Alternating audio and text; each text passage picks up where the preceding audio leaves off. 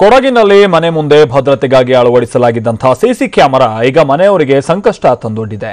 ಇಲ್ಲಿನ ಸೋಮಾರ್ಪೇಟೆ ತಾಲೂಕಿನ ಚಿಕ್ಕ ಕಣಗಾಲ್ ಗ್ರಾಮದಲ್ಲಿ ಚೆಂಗಪ್ಪನವರ ಮನೆಗೆ ಸಿಸಿ ಕ್ಯಾಮೆರಾವನ್ನು ಅಳವಡಿಸಲಾಗಿತ್ತು.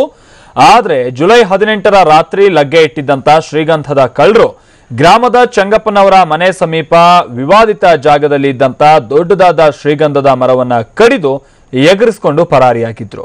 ಕೂಡಲೇ ವಿಚಾರ ತಿಳಿದಂತ ಅರಣ್ಯ ಇಲಾಖೆ ಅಧಿಕಾರಿಗಳು ಆರೋಪಿಗಳನ್ನ ಬಂಧಿಸೋದಕ್ಕೆ ಕಾರ್ಯಾಚರಣೆಯನ್ನ ಆರಂಭಿಸಿದ್ದರು.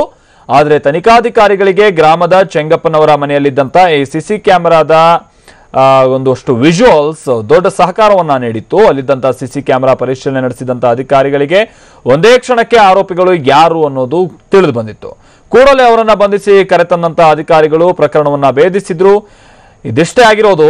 ಈಗ ಸಿಸಿ ಕ್ಯಾಮೆರಾ ಹಾಕಿಕೊಂಡಿದ್ದಂತಹ ಮನೆ ಬಳಿ ಲಾಂಗ್ ಹಿಡಿದಂತ ಅಪರಿಚಿತ ವ್ಯಕ್ತಿಗಳು ಓಡಾಡ್ಕೊಂಡು ಬರ್ತಾ ಇದ್ದಾರಂತೆ. ಲಾಂಗ್ ಹಿಡ್ಕೊಂಡೆಲ್ಲ ಬರ್ತಿದಾರಂತೆ.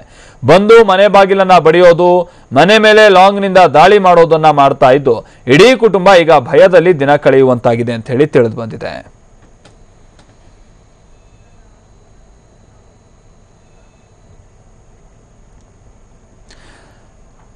ಸೊ ನಾವು ಒಂದ್ ಕಡೆ ಚೆಂಗಪ್ಪ ಅವ್ರ ಕುಟುಂಬವನ್ನ ನೋಡ್ತಿದೀವಿ, ಮತ್ತೊಂದ್ ಕಡೆ ಅಲ್ಲಿ ಕೆಲವೊಂದಷ್ಟು ದುಷ್ಕರ್ಮಿಗಳು ಲಾಂಗ್ ಎಲ್ಲ ಹಿಡ್ಕೊಂಡ್ಬಂದು ಮನೆ ಬಾಕ್ಲೆಲ್ಲ ಹೊಡೆದು ಅಲ್ಲೆಲ್ಲ ಪುಂಡಾಟ ಮಾಡ್ತಾ ಇರೋದನ್ನ ನೋಡ್ತಾ ಇದೀವಿ. ಸೊ ಇವ್ರಿಗೆ ಏನ್ ಹೇಳ್ಬೇಕು ಯಾಕಂತಂದ್ರೆ ಈಗ ಆಲ್ರೆಡಿ ಶ್ರೀಗಂಧದ ಮರ ಕದಿಯೋಕ್ ಬಂದು ಇದೇ ಸಿಸಿ ಕ್ಯಾಮ್ರಾದಲ್ಲಿ ಸಿಕ್ಕಾಕೊಂಡು ಈಗ ಅವರೆಲ್ಲ ಕಂಬಿ ಎಣಿಸ್ತಾ ಇದ್ದಾರೆ ಅನ್ಸುತ್ತೆ ಬಹುಶಃ. ಇಷ್ಟೆಲ್ಲ ಆದ್ಮೇಲೆ ಮತ್ತೆ ಬಂದ್ಬಿಟ್ಟು ಅವ್ರ ಮನೆಗೆಲ್ಲ ಬಾಕ್ಲು ಬಡಿಯೋದು, ಹೆದರ್ಸೋದೆಲ್ಲ ಮಾಡ್ತಾರೆ. ಮತ್ತೆ ಅದೇ ಸಿಸಿ ಕ್ಯಾಮ್ರಾದಲ್ಲಿ ರೆಕಾರ್ಡ್ ಆಗ್ತಾ ಇದೆ. ಆ ವಿವೇಕಿಗಳಿಗೆ ಅಷ್ಟು ಕೂಡ ಗೊತ್ತಿಲ್ವೋ ಏನೋ. ನಂತರದಲ್ಲಿ ಮತ್ತೆ ಪೊಲೀಸರು ಇವರನ್ನ ಇದೇ ಫುಟೇಜ್ ನ ಆಧಾರದ ಮೇಲೆ ಹಿಡಿಯುವಂತ ಸಾಧ್ಯತೆನೂ ಕೂಡ ಇದೆ. ಆದ್ರೆ ಈಗ ಈ ಫುಟೇಜ್ ಅನ್ನ ಕೊಟ್ಟಿದ್ದ ತಪ್ಪಿಗೆ ಈ ರೀತಿಯಾದಂತಹದ್ದೆಲ್ಲ ಶಿಕ್ಷೆಯನ್ನು ಅನುಭವಿಸುವಂತಾಗಿದೆ ಅಥವಾ ಈ ರೀತಿಯಾದ ತೊಂದರೆಯನ್ನು ಅನುಭವಿಸುವಂತಾಗಿದೆ. ಭಯದಲ್ಲಿರುವಂತಾಗಿದೆ ಚೆಂಗಪ್ಪ ಅವರ ಕುಟುಂಬಸ್ಥರು. ಈ ಬಗ್ಗೆ ಮತ್ತಷ್ಟು ಮಾಹಿತಿಯನ್ನು ಕೊಡ್ತಾರೆ ನಮ್ಮ ಪ್ರತಿನಿಧಿ ಮಂಜುನಾಥ್.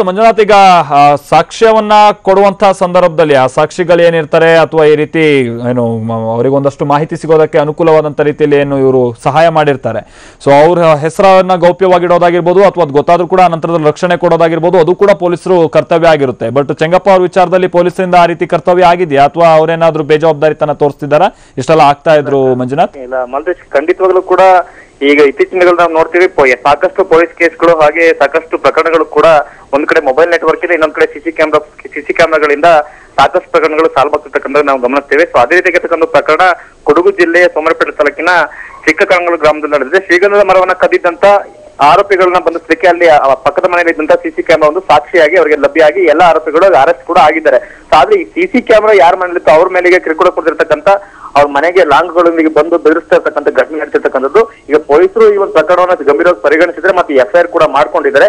ಆದ್ರೆ ಆರೋಪಿಗಳು ಯಾರು ಅಂತಕ್ಕಂಥ ಕೂಡ ಇನ್ನೂ ಪತ್ತೆ ಆಗಿಲ್ಲ. ಮನೆಯವರು ಹೇಳೋ ಪ್ರಕಾರ ಇವ್ರು ಯಾರು ಕೂಡ ಲೋಕಲ್ ನಾವು ಗಮನಿಸಿಲ್ಲ, ಇವರೆಲ್ಲ ಹೊರಗಿನವ್ರು ಇರ್ಬೋದು. ಇಲ್ಲಿ ಪ್ರಮುಖವಾಗಿ ಏನು ಗಮನಿಸಬೇಕು ಅಂತ ಹೇಳಿದ್ರೆ ಜುಲೈ 19ನೇ ತಾರೀಕು ರಾತ್ರಿ ಏನ್ ಚೆಂಗಪ್ಪ ಅವರ ಮನೆ ಪಕ್ಕದಲ್ಲಿರ್ತಕ್ಕಂಥ ಒಂದು ವಿವಾದಿತ ಜಾಗದಲ್ಲಿ ಇದ್ದಂತೆ 2 ಶ್ರೀಗಂಧದ ಮರಗಳನ್ನ ಚೋರರು ಕದ್ದಿರ್ತಾರೆ.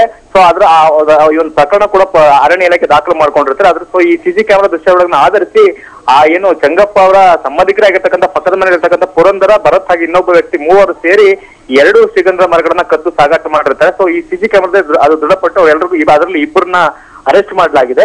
ಸೊ ಈ ಸಿಸಿ ಕ್ಯಾಮೆರಾದಿಂದ ನಾವು ಸಿಕ್ಕಾಕೊಂಡು ಇಲ್ಲ ಅಂತ ಹೇಳಿದ್ರೆ ಯಾರು ಕೂಡ ಗೊತ್ತಾಗ್ತಿರ್ಲಿಲ್ಲ ಅಂತಕ್ಕಂಥ ಸಿಟ್ಟಿನಿಂದ ಅವ್ರ ಕಡೆಯವರು ಈಗ ಇವ್ರ ಮೇಲೆ ಅಟ್ಯಾಕ್ ಮಾಡ್ಲಿಕ್ಕೆ ಪ್ರಯತ್ನ ಮಾಡಿದ್ದಾರೆ. 2-3 ರಾತ್ರಿ ಅವರು ಬಂದು ಮನೆಗೆ ಲಾಂಗ್ಗಳೊಂದಿಗೆ ಮನೆಗೆ ಬಂದು ಮನೆ ಡೋರ್ನ ಹೊಡಿತಕ್ಕಂಥದ್ದು, ಮನೆ ಬಳಿ ಕೂಗಾಡ್ತಕ್ಕಂಥದ್ದನ್ನ ಮಾಡಿದ್ದಾರೆ. ಸೊ ಭಯಭೀತಗೊಂಡಂತ ಚೆಂಗಪ್ಪ ಕುಟುಂಬದವರು ಪೊಲೀಸರಿಗೆ ಕಂಪ್ಲೇಂಟ್ ಅನ್ನ ಕೊಟ್ಟ ನಂತರ ಪೊಲೀಸರು ಈಗ FIR ಕೂಡ ದಾಖಲು ಮಾಡ್ಕೊಂಡಿದ್ದಾರೆ.